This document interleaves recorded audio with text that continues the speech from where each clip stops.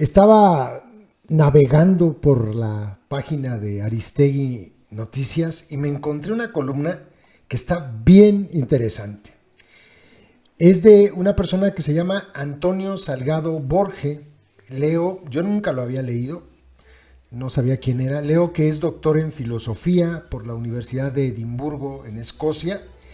Y ahora que salió Francisco Labastida a hablar sobre este asunto del pacto entre el delincuente Peña Nieto y el escatológico personaje de las mañaneras, pues está pero si bien ad hoc el texto que él compartió, lo que escribió.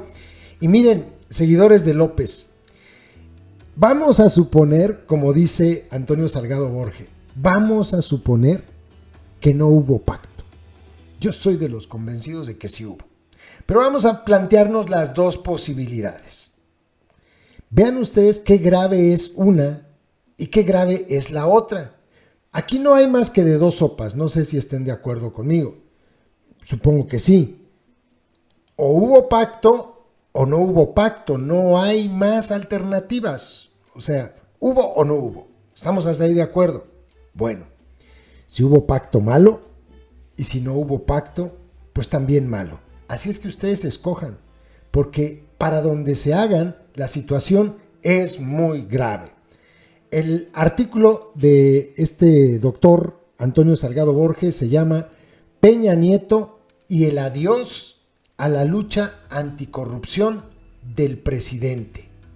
Escuchen, pongan atención, no se pierdan, adoctrinaditos, porque a ustedes les da por perderse. Ah, y una cosa más, por favor, cuando comenten sobre el tema, o sea, comenten de verdad sobre lo que les estoy planteando aquí, este texto y lo que dice el señor Antonio Salgado Borge, sobre eso. No salgan con el cuento, te paga el PRI, te paga el PAN, eso ya está bastante trillado y pues no sean estúpidos, jamás van a poder demostrar su chaqueta mental, en pocas palabras. Y todos esos que entran a decir ese tipo de tonterías, pues los bloqueo y ya. Entonces evítense la pena. Comenten sobre lo que aquí dice. Comenten, no se pierdan. Ahí les va. Dice Antonio Salgado Borge. Enrique Peña Nieto vive un exilio dorado. Con tal de obtener una Golden Visa española, Peña pagó cuando menos 500,000 euros por una propiedad en Madrid. Lo hizo aparentemente sin pedir préstamo alguno, pero el expresidente ni siquiera vive en ese predio, descrito por vecinos como un piso de lujo. Peña reside en un lujoso chalet propiedad de una empresa que hizo jugosos negocios en México durante su sexenio. Pues sí, todos sabemos. Yo de hecho siempre creí que estaba viviendo en Málaga en una casa de OHL, del dueño de OHL. Pero bueno, Peña Nieto proviene de una familia de clase media y ha hecho toda su carrera en el sector público. En consecuencia, la información anterior, dada a conocer por el periódico El País esta semana, tendría que ser oro molido para cualquiera que estuviese interesado en encontrar una señal que indique posibles actos de corrupción, acumulación de riqueza inexplicable o tráfico de influencias por parte de este expresidente. En pocas palabras, pues una propiedad pagada así de contado de 500,000 euros con el sueldo de presidente o de gobernador en estos últimos años, pues está muy canijo, ¿no? Ni que no hubiera gastado nada en todos esos años, ni que hubiera guardado todo su sueldo debajo del colchón. Continúo. Las revelaciones de El País apuntan en el mismo sentido que otros casos bien documentados durante el sexenio peñista. La investigación de Aristegui Noticias sobre la Casa Blanca de ese expresidente, los malos manejos en Pemex, el espionaje a periodistas u opositores, el caso Pegasus, pertenecen todos a la misma canasta. Estamos hablando de un delincuentazo, ¿no? Si de signos de corrupción o de acumulación de riqueza inexplicable se trata, Enrique Peña Nieto tendría para repartir y le terminarían sobrando. Pero en México, ese expresidente parece no encontrar mayores presiones técnicas o políticas. En el primer sentido, el técnico, Ojo, hay dos opciones, presiones técnicas o políticas. Vamos a hablar de las técnicas. En el primer sentido, estas presiones técnicas, el gobierno de Andrés Manuel López Obrador no ha hecho gran cosa para revelar o documentar actos como los publicados en la prensa independiente. En el segundo sentido, o sea, el político, AMLO se ha referido a Peña en términos generosos y hasta halagüeños. El presidente ni siquiera consideró oportuno abordar el tema de la visa dorada de Peña Nieto durante sus recientes mañaneras. Dado que existen señales que indican la necesidad de proceder técnica y políticamente contra Enrique Peña Nieto, la pregunta obligada es: ¿por qué entonces ese expresidente priista es tratado con algodones por el gobierno que tiene en la lucha contra la corrupción su principal bandera? Muy buena pregunta, ¿no?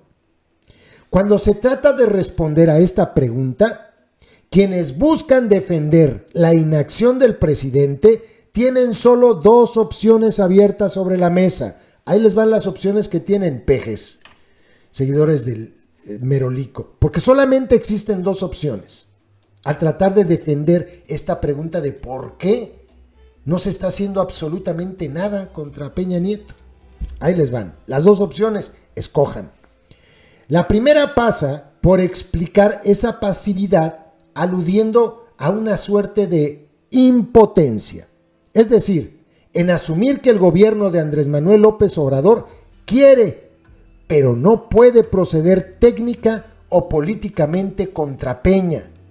O sea, quiere, vamos a suponer quiere, pero no puede proceder contra él.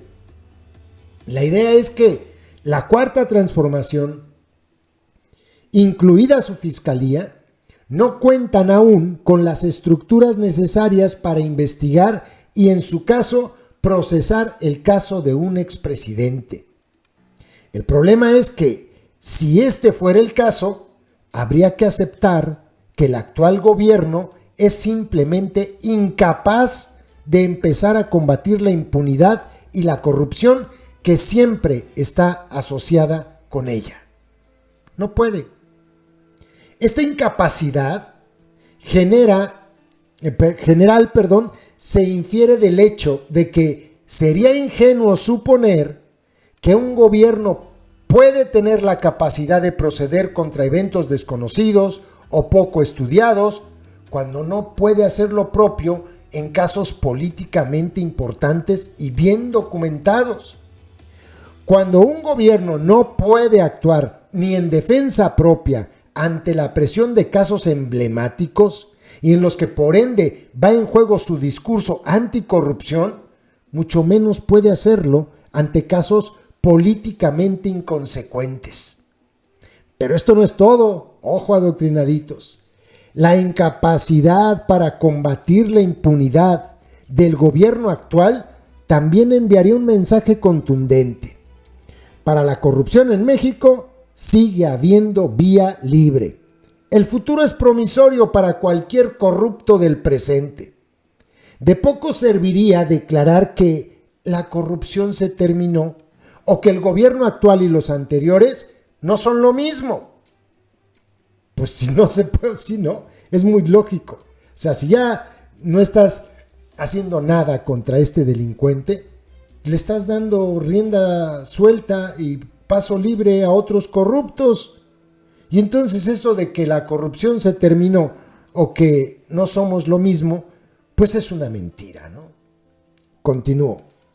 Esto, lo anterior, es particularmente relevante cuando se considera que un buen número de políticos de reputación cuestionable han sido postulados por Morena o forman parte de gobiernos emanados de ese partido. Y ahí les voy una pregunta.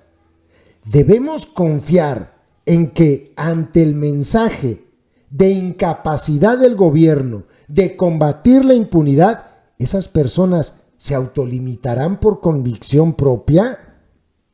¿Sí ven qué grave es esto? O sea, Si todos estos sátrapas que se está llevando López a la secta y que los hace gobernadores o les da secretarías de Estado o los pone donde hay mucha lana, se dieron cuenta que ante un caso tan evidente como el de Peña Nieto por enriquecimiento ilícito, que es muy grave, no hace nada porque no puede.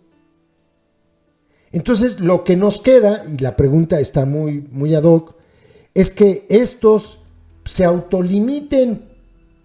Y entonces tenemos que confiar en que esas ratas que se llevó López Obrador a la secta, como no les va a hacer nada el gobierno si se descubren sus casos de corrupción, y estoy pensando en el rata de Segalmex, Ignacio Ovalle. O sea, le descubren un asqueroso saqueo de 10,000 millones de pesos. Pero como López no puede, como en el caso de Peña, no puede, pues entonces, ¿qué hacemos? ¿Esperar que los Ignacios Ovalles de la Cuarta Transformación se autolimiten y no roben? Híjole, me suena a poner a un lobo en un chinchorro de ovejas y esperar con mucha fe, tener mucha fe, así, híjole, ojalá el lobo no se las coma. Ahora sí, ojalá y no, porque si se las empieza a comer, ¿qué hago? No traigo escopeta y no esté el conejo Blas para mandarlo a que mate al lobo, ¿no? Por la canción, la del conejo Blas, ¿a dónde vas por esa? ¿Cómo le hacemos? Fíjense nada más qué grave situación. Continúo. Ahora, aceptar que el gobierno de AMLO quiere, pero no puede proceder técnica o políticamente contra Enrique Peña Nieto, equivale a plegar la bandera anticorrupción de nuestro actual presidente. En consecuencia, esta opción es tóxica para quienes la defienden. Es tóxica, o sea, se queman solitos y dicen, no puede, es que está atado de manos, son las leyes que no le ayudan, que las presiones, putas, y entonces, la bandera anticorrupción, ¿de qué sirve si no puede?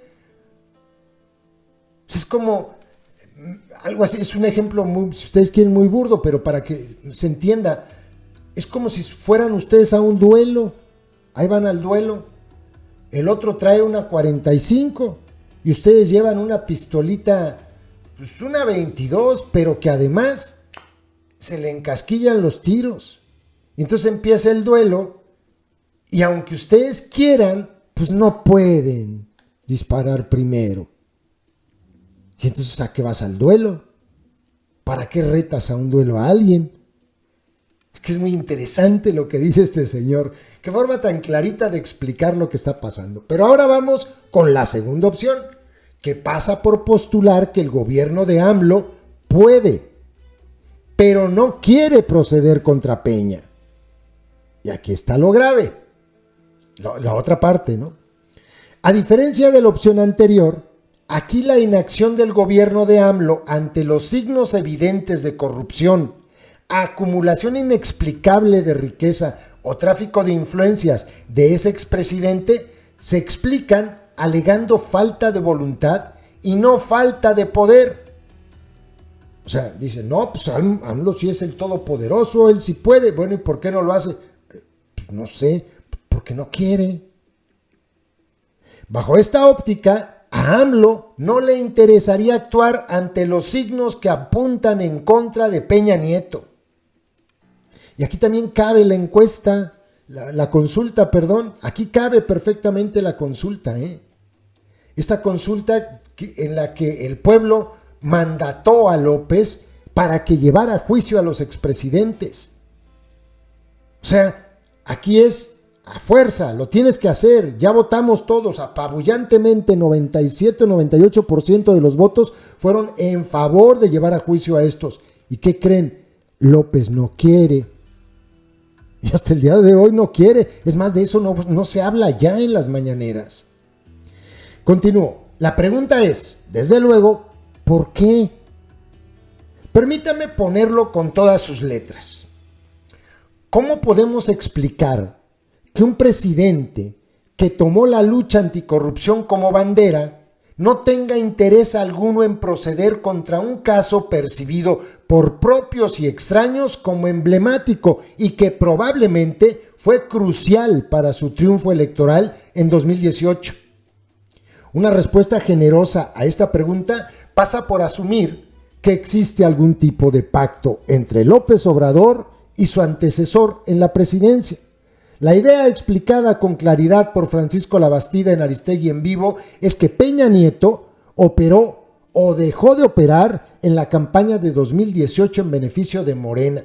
En reciprocidad, AMLO habría prometido no proceder en su contra. Esta respuesta es generosa porque suponer lo contrario, es decir, que AMLO simplemente no quiere proceder, implica aceptar que ni el actual gobierno ni el país ganan algo dejando ser y hacer a Peña Nieto. Postular la existencia de algún tipo de arreglo que beneficie a ambas partes es entonces una suerte de inferencia a la mejor explicación que generosamente permite explicar la inacción del gobierno de AMLO ante los signos de corrupción de su antecesor en la presidencia. Y aquí el que le va siguiendo el hilo a lo que estoy leyendo, pues ya va entendiendo que todo lo anterior suena muy ridículo y que lo más seguro es que sí hubo un pacto. Sería lo menos grosero, porque todo lo demás no se entiende. Esto ya da una explicación lógica, ¿no? Pues es que pactaron. Es un asco, ¿no? Pero es que es lo más lógico. Continúo, ya casi acabamos. El presidente mismo parece contento con enviar ese mensaje, repetido desde hace años en distintos círculos. En el discurso, AMLO ha dicho explícitamente que Peña pudo intervenir en su contra en la elección de 2018, pero que no lo hizo. También ha comentado que ese expresidente fue traicionado por los mismos grupos de poder que buscaron frenar la llegada de la Cuarta Transformación al poder durante años. Las personas más pragmáticas dentro de Morena suelen implicar que este tipo de arreglos son necesarios para acceder a posiciones de poder. Imagínense. De otra forma, el partido del presidente no hubiese podido expandirse a la velocidad con la que lo ha hecho. Para ellos, el cambalache es justificable, pues el reemplazo del PRI y el PAN por Morena garantiza el principio del fin de la corrupción en México. Suena bien bonito, ¿verdad? Solo que suena bien bonito. Esta es la justificación. Esto no solamente la gente más pragmática dentro de la cúpula de Morena lo ha dicho. Esto lo repiten mucho los pejes, mucho. Pues es que se tenía que hacer algo porque si no, no íbamos a llegar jamás. Nunca hubiera ganado López Obrador, pero ahora sí desde que llegó, se acabó la corrupción. Y suena bien bonito, pero no es cierto. Ahora verán por qué. Dice, hay sin embargo dos problemas principales con esta justificación bastante peregrina. El primero tiene que ver con una suerte de replicación infinita de la fórmula empleada por el presidente. Si AMLO es líder moral y ejemplo, no hay razón para no suponer que la misma fórmula no está siendo replicada a nivel estatal o municipal en otras partes del país. Y si este es el caso, entonces es difícil ver, en principio, la diferencia entre el generalizado pacto de impunidad entre el PRI y el PAN y el que ahora ofrece Morena. El pacto de impunidad del PRI y el PAN y el que ahora ofrece Morena. Y miren esto, se los repito si quieren, el primer párrafo de esto que acabo, la primera oración. Escuchen bien, porque esto es lo que está ocurriendo. Ya tenemos el pacto Peña Nieto, López Obrador, ahí está. Y entonces dice que si la justificación para poder llegar a estos cargos es que tienes que embarrarte de esa manera, pues que lo haces y que, pues ni modo, ya a partir de que llegues tú, López o gobernador o lo que sea, a partir de ese momento se acabó la corrupción. Suena bonito, decía, pero ahí les va de nuevo, pónganle atención. hay dos problemas con esta justificación.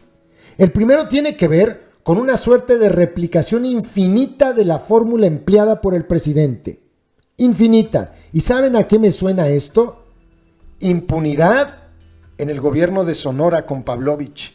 Impunidad en el gobierno de Sinaloa con el idiota que nos mandaron como embajador, Quirino Ordaz. Impunidad con todos los que están llegando ahora. Impunidad con Murat, impunidad con Fayad, pactos para que se vayan limpiecitos. Tú entrégame el Estado y te vas limpiecito. Y luego dice, si AMLO es el líder moral y ejemplo, pues entonces no hay razón para no suponer que la misma fórmula no está siendo replicada a nivel estatal, lo que decía, o municipal en otras partes del país, porque eso es lo que está pasando. Dice para finalizar este párrafo, si es este el caso, entonces es difícil ver en principio la diferencia entre el generalizado pacto de impunidad entre el PRI y el PAN y el que ahora ofrece Morena a alcaldes, gobernadores, senadores, diputados. No los vamos a investigar, pero denos el hueso. El caso es, que entre los miles de ratas que gobernaron en el PRI, con el PRI y con el PAN en los últimos sexenios, no hay ninguno sentenciado. Tienen a 2, 3 gatos de medio pelo, a Rosario Robles, a alguno que otro tienen por ahí. Pero no hay una sola sentencia. Y miren, son miles de ratas. Estamos hablando de gobernadores, de diputados, de senadores. Estamos hablando de presidentes municipales, de secretarios de Estado. Estamos hablando de un montón de gente, delincuentes que están libres. Y están libres porque pues, los del PRI no le iban a hacer nada a los del PAN no le iban a hacer nada a los del PRI. Y llega Morena y les ofrece exactamente lo mismo. Impunidad. Por eso no hay nadie en la cárcel. Sentenciado, cuando menos. En realidad no hay nadie en la cárcel. Tienen a 3 o 4. No son más. Si nos ponemos a hacer cuentas, es que yo creo que no representa ni el 0.01% de toda la bola de ratas de estos cárteles. Sí, con eso quieren venderte que ya no hay impunidad en el país. Pinches diputados ladrones del PRI, los del PAN, gobernadores ladrones, todos riéndose a carcajadas o recibiendo embajadas. Se está replicando el pacto Peña Nieto en gobiernos estatales y en gobiernos municipales y en los diputados y en los secretarios de Estado. Ahí está. Es muy evidente. No les tocan un pelo. Ni un pelo. Por eso es muy interesante este artículo. Acaba ya con esto. Y eso es solamente el primero. El segundo problema es uno de arbitrariedad. Se supone que este esquema es temporal, es decir, déjame llegar, güey, tú Peña, déjame llegar. Y a partir de que yo llegue, ahora sí se acabó la impunidad. Lo que no se sabe es cuándo empezará la era sin pactos o acuerdos de impunidad. Y pues por lo que vemos, lo que acabamos de ver ayer en las elecciones, el pacto del PRI, más bien de los gobernadores priistas, Fayad o Murat, o de, no sé, incluso hasta en Quintana Roo. O sea, el pacto de tú déjame ganar la elección y no te preocupes, te vas libre. O sea, es arbitrario, ¿no? ¿Cuándo se van a acabar estos pactos? Si ayer vimos que se repitieron. Dice, esa fecha dependerá cuando menos en parte de lo que decidan quienes hicieron los pactos o acuerdos anteriores para llegar al poder. En consecuencia, es fácil ver que estamos ante una lata que puede ser pateada indefinidamente hacia adelante. Hay entonces dos opciones sobre la mesa cuando se trata de explicar la inacción del gobierno de López contra Enrique Peña Nieto. La primera es postular que Andrés Manuel López Obrador quiere, pero no puede proceder técnica y políticamente contra su antecesor en la presidencia. La segunda consiste en afirmar que el presidente puede, pero no quiere hacerlo. En este artículo dice, para finalizar, Antonio Salgado Borge: he argumentado que, aunque cada una a su modo, ambas opciones envían el mismo mensaje. Y ese mensaje es que estamos, en los hechos, ante una claudicación en la lucha anticorrupción del actual presidente de México. Y ahí acaba.